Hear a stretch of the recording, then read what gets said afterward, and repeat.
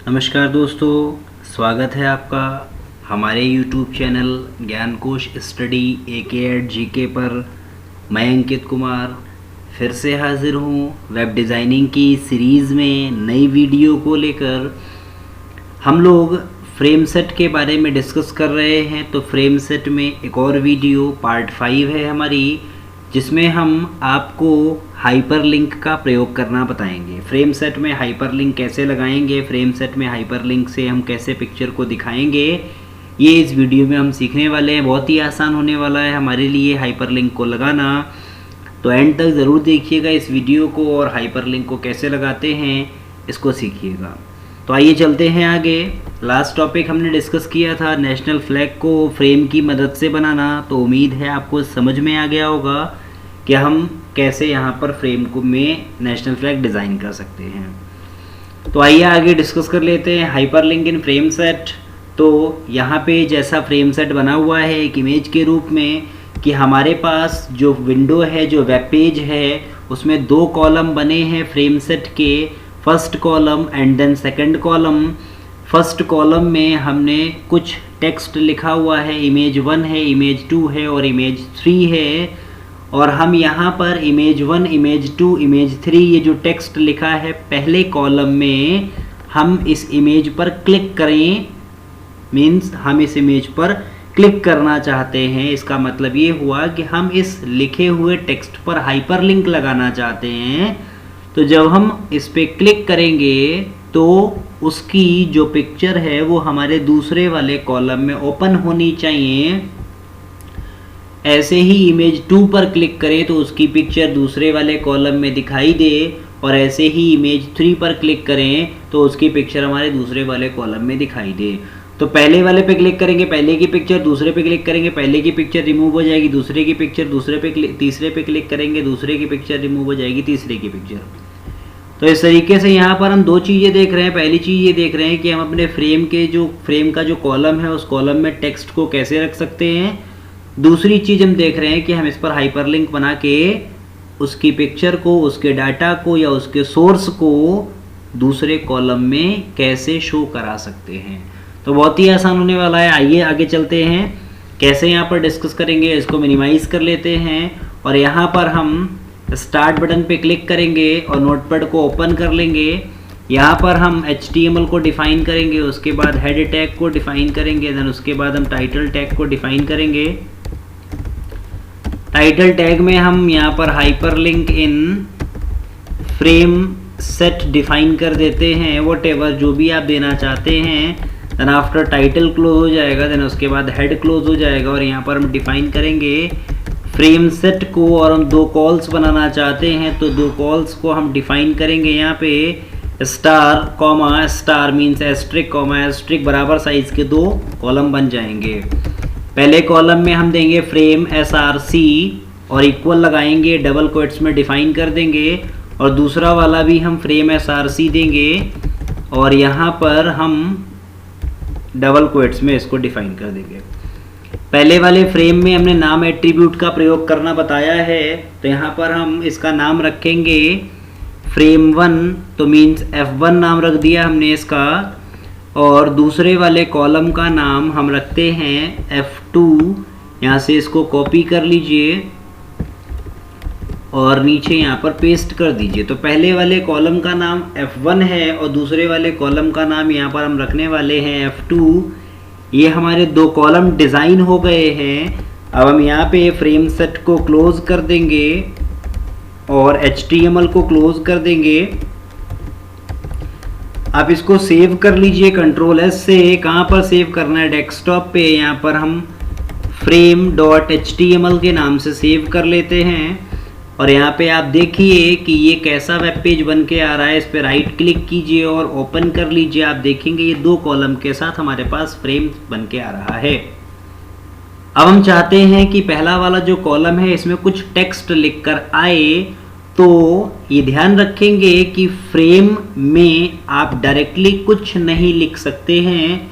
तो जो भी लिखना है उसके लिए हमें एक अलग फाइल बनानी पड़ेगी। फिर से हम स्टार्ट बटन पे क्लिक करेंगे, नोटपैड को ओपन कर लेंगे और यहाँ पे एक फाइल बनाएंगे जिस फाइल में वो टेक्स्ट लिखा जाएगा जो टेक्स्ट हम पहले वाले कॉलम में दर्शाना चाहते हैं। टाइटल में हमने यहाँ पर नेम्स को लिख दिया, टाइटल को क्लोज कर दीजिए और यहाँ पे हेड को भी क्लोज कर दीजिए। आप यहाँ पे H1 दीजिए और H1 में दीजिए इमेज 1। H1 को क्लोज कर दीजिए, इसको कॉपी कर लीजिए। आप 3 हेडिंग डिफाइन करनी है, वहाँ पर हमने 3 नाम देखे थे, तो यहाँ पर पेस्ट कर दीजिए, यहाँ पर पेस्ट कर दीजिए। ये इमेज 2 हो जाएगी और ये इमेज 3 हो जाएगी। आप गैप देने के लिए यहाँ पर BR टैग का प्रयोग कर सकते हैं ताकि वो गैप आसानी से दिखाई दे। और इसको हम कॉपी कर लेते हैं, कंट्रोल C से पेस्ट कर दीजिए और यहाँ पर पेस्ट कर दीजिए। ये वही टेक्स्ट है, वही इमेज है जिस पर हाइपरलिंक बनने वाला है। तो पहले हम ऐसे ही सिंपल इसको दिखाना चाहते हैं। यहाँ पर आप बॉडी टैग देना हम भूल गए हैं, बॉडी टैग को डिफाइन कर देते हैं और लास्ट में बॉडी टैग को हम यहाँ पे क्लोज भी करेंगे और HTML टैग को क्लोज करेंगे। ये हमारी वो फाइल बन गई है जिस फाइल को हम पहले कॉलम में डिफाइन करने वाले हैं। तो यहाँ पे सेव कर दीजिए इसको। हमने यहाँ पर name.html दे दिया, ये भी HTML फाइल बनेगी, सिंपल नोटपैड फाइल आप नहीं दे सकते। क्लोज कर दीजिए, सिंपल नेम वाली फाइल बनी है, इस पे राइट क्लिक कीजिए, इसका एड्रेस लीजिए और ये एड्रेस कॉपी कर लीजिए। हमने आपको बताया था अगर सेम लोकेशन पे है तो एड्रेस देने की आवश्यकता नहीं है, और अगर आप दे देते हैं तब भी कोई ऐसी दिक्कत नहीं है। हमने पहली SRC में पहले कॉलम में हम डिफाइन करना चाहते हैं, पहले कॉलम का मतलब इस कॉलम में डिफाइन करना चाहते हैं, तो इसकी SRC में हम एड्रेस को पेस्ट करेंगे, स्लैश लगाएंगे और हमारे फाइल का नाम है name.html। यही नाम है, एक बार चेक कर लेते हैं, name.html है, ठीक है। इसको सेव कर दीजिए कंट्रोल S से। अब आप देखेंगे अपने वेब पेज में वो नाम यहाँ पर आपको दिखाई दे रहे हैं, इमेज 1 है, इमेज 2 है, इमेज 3 है। तो फ्रेम के पहले कॉलम में हमने दूसरी फाइल को ओपन किया है जिस फाइल में नाम लिखे हुए हैं। Is it clear? ये ठीक है। अब हम क्या करेंगे, इस इमेज 1, इमेज 2, इमेज 3 पर हाइपरलिंक लगाना है तो हमें कौन सी फाइल में जाना पड़ेगा, name.html वाली फाइल में। तो आप इसको मिनिमाइज कर दीजिए, नेम वाली फाइल का काम शुरू हो गया है। तो यहाँ पे 2 या 2 से ज़्यादा फाइलें भी लिंक हो रही हैं आपस में, ये भी हम समझ सकते हैं। हमको बनाना है इमेज पर हाइपरलिंक, तो यहाँ पर हम इमेज से पहले देंगे href इक्वल डबल क्वेट्स देंगे और इमेज के बाद इसको हम बंद कर देंगे। अब आप इस इमेज 1 पे क्लिक करेंगे तो कौन सी पिक्चर ओपन होगी उसका एड्रेस आपको देना है। तो कोई भी पिक्चर हम ओपन कर सकते हैं। स्टार्ट बटन पे क्लिक कीजिए, पिक्चर्स में जाइए और यहाँ पर कोई भी पिक्चर, फॉर एग्जांपल हम यहाँ पे कैमरा ओपन करना चाहते हैं, राइट क्लिक कीजिए, प्रॉपर्टीज में जाइए, आप लोकेशन को कॉपी कर लीजिए कंट्रोल C से और नाम पिक्चर का camera.png है, इसको यहाँ से देख लीजिए और अपनी फाइल में, कौन सी वाली फाइल, नेम वाली फाइल में जाके हाइपरलिंक में उसको पेस्ट कीजिए और नाम दीजिए camera.png। तो आप देखेंगे कि जो पहला टेक्स्ट इमेज का है इस पर हाइपरलिंक बन के आ गया है। सेव कर दीजिए इसको और यहाँ पर आप अपने वेब पेज को एक बार रिफ्रेश कीजिए तो यहाँ पर देखिए ये बन के आ रहा है। अब हम जब इस इमेज के हाइपरलिंक पर क्लिक करते हैं तो कैमरा वाली पिक्चर तो ओपन हो रही है, बट वो वहीं पे ओपन हो रही है जहाँ पर उसका डाटा लिखा हुआ है। बट हम क्या चाहते हैं, हम चाहते हैं क्लिक तो यहाँ पे करें लेकिन वो ओपन होके दूसरे कॉलम में आ जाए। तो वो कैसे आएगी, उसके लिए एक छोटा सा काम और करना है। वो काम ये है कि जब आप इमेज पर क्लिक करते हैं तो इमेज पर क्लिक करने के बाद वो पिक्चर वहीं पर ओपन हो जाती है, मतलब उसका जो टारगेट है ओपन होने का वो वही ले लेता है।